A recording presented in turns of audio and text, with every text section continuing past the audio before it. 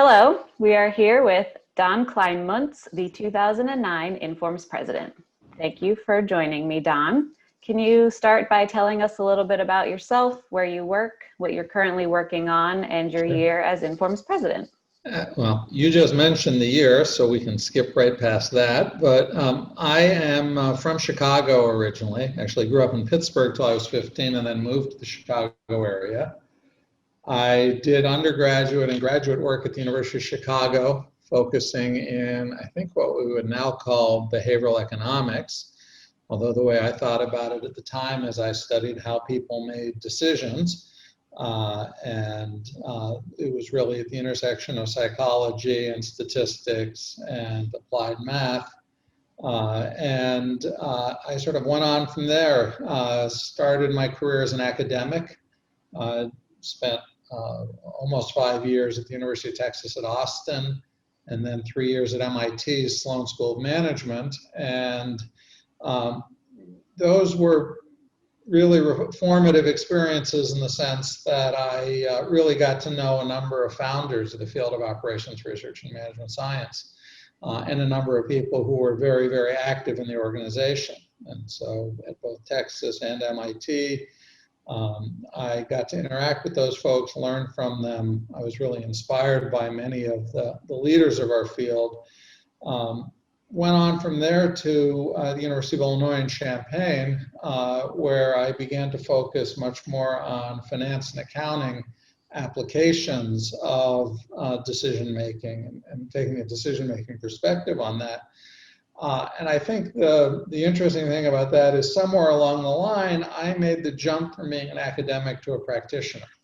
And I actually credit Informs directly with a lot of the inspiration for doing that. I've been very active in the Decision Analysis Society at Informs, and they were very much focused on the interaction between academia and practice. Many very active practitioners and people who move back and forth between those two worlds. The company we founded, my wife and I founded Strata Decision Technology, and we were really focused on what I would now call healthcare business analytics. I'm not sure I knew what business analytics was at the time we founded the company, but it was really about using data and models to improve decision-making in hospitals and hospital systems. The company was very, very successful, so successful that I ended up leaving academia and pursuing that full-time. We eventually sold the company in 2011.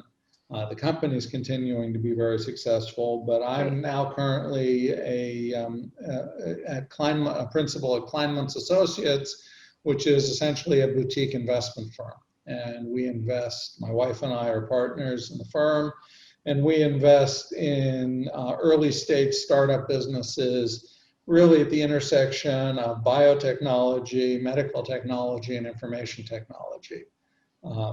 Strong analytics flavor to at least some of those businesses as well. And so I'm continuing to pursue what I would call health-focused analytics. In the meantime, I also have spent some time on the faculty at University of Notre Dame's Mendoza School of Business, where I helped them start up a Chicago-based business analytics master's program, and I still teach as an adjunct in that program from time to time. Actually, every year I teach 2 courses, and so that's a big part of my portfolio as well. So I still have my one foot in the academic world and 1 foot in the world of business. Cool. So that's sort of me. 2009 was my year as Informs president. Coincidentally, I got very active in Informs around the time of the merger, and had some colleagues, people like Robin Keller and Craig Kirkwood, who happened to be on the board at the time. Mm-hmm. Some of my former MIT and University of Texas colleagues were involved in that merger process as well, particularly John Little, Tom Magnanti, and some other people that I knew well. And I decided to get very involved in the organization, given my background in not-for-profit organization finance, The area that I contributed to directly, early on, was the finance and investment committees of Inform, so helping the organization with their financial management. That led to 4 years on the board as treasurer of the organization, and then ultimately I became president at what I think was a very interesting time in the organization's history. We had been merged for 15 years, so that was history. Tom Cook had really triggered a lot of interest in trying to make us more externally focused instead of just being focused internally on academic OR and management science, to really turn out and look at all of the practitioners in industry and government and in other organizations who were using that and trying to figure out how to communicate with those folks. And that was really a theme that I pursued during my year as president as well. We really thought about the fact that there were many more people out there doing things directly related to operations research, management science, and analytics than we were engaged with as an organization. So thinking about ways that we could be better engaged with those people, pull them into the organization, that meant putting more focus on our practice meeting, what became the business analytics meeting. That meant really thinking about services that we could offer to professionals at all levels in the field. At about that time, I was a member of the Informs Roundtable, which was it was and is an outstanding tool for leaders of analytics functions in their organizations to interact and to network. And I was really thinking a lot about ways that we could begin to focus on professionals at all stages of their professional career who are going to be involved in that. It's not that we would abandon academic OR and MS. It was that we should broaden our focus to include everything we did now, as well as really thinking about a broader range of things. And I would say more broadly that the agenda was about really trying to figure out how to grow the organization. We had been merged 15 years, and pretty much the size of the organization had been steady state all that time. And so what I tried to do was really get the organization to think about ways that we could grow. And it struck me that one of the obvious opportunities was to reach out to more practitioners. And that, I think, was I won't take credit for all of these ideas, but it was really the root of the focus on certification, on refocusing on business analytics as a part of what we do, on thinking about how to engage industry partners in various ways, and really push the organization to broaden our definition of who we were and what we did. Great. You kind of answered a lot of my other questions in that first one. So do you have anything else to add about the dynamics of ORMS and analytics in 2009 during your presidency? I mean, you did already mention, you were trying to continue the looking outward and focusing on some practitioners. I think it was really trying to trigger a conversation, and I think we were successful in triggering a conversation internally about who we were, what we could do, who we could reach. The number that I stumbled on my year as president-elect in 2008 that really stuck with me was that at the time we probably had 7,500 regular members, non-student members of Informs, 2,500 of whom were in industry or practice in some way, shape, or form. At the same time, if you went and looked at the Bureau of Labor Statistics numbers, there were 100,000 people in the US who had the title Operations Research Analyst. Wow.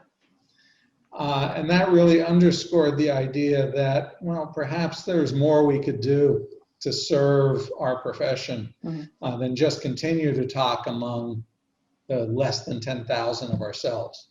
And so I think that was really that was something that I talked about a lot that year. I think it resonated with a number of people who went on in later years to become very active in what we now think of as the analytics movement within Informs.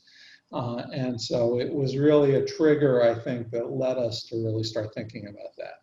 I'm not sure that I thought about the term analytics at the time. It really wasn't until a year or two after my presidential year that we started talking really during Susan Albin's presidency, the year after I was president, that we started thinking about and talking about analytics as a concept.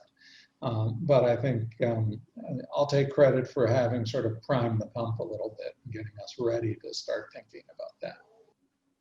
What were you most proud of accomplishing during your tenure? Would it have been that?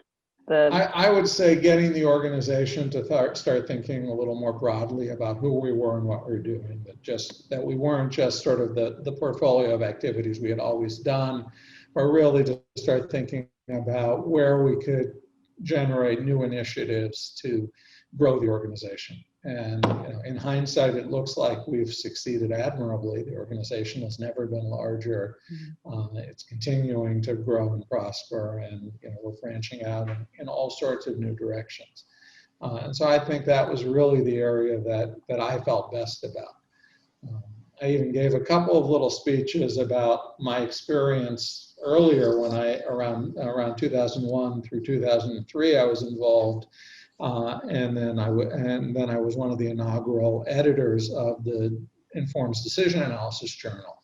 So even in an area like journals where we were very well established and very successful, I perceived there was room for us to grow. And I'm pleased to see Informs has continued to develop new journals. And now I've lost track of how many journals we've got, but it's a very healthy and growing portfolio. And that's just another example of ways that we're a very creative organization with a lot of very creative people.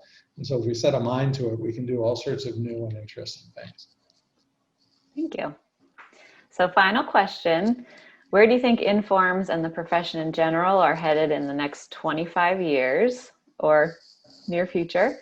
And what would be your one piece of advice to help get us there? I teach a lot of courses on forecasting, and I try to stick to 1 to 2 year time horizons because anything else strikes me as being extraordinarily difficult.